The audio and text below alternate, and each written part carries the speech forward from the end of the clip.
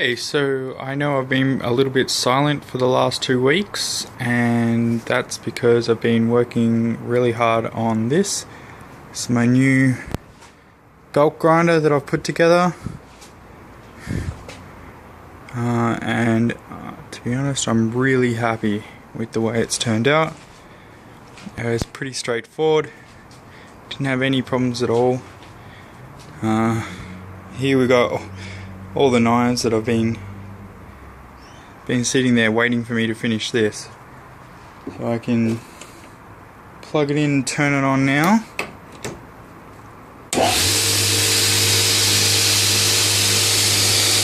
you see it tracks really well. Able to adjust the tracking.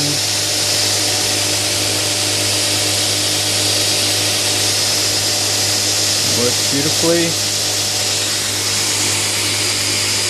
And yeah, I'm just really happy with the way it's turned out. So that's my new belt grinder, what I've been doing for the last couple of weeks. So now I can get on to finishing up these knife orders I've got and get them out.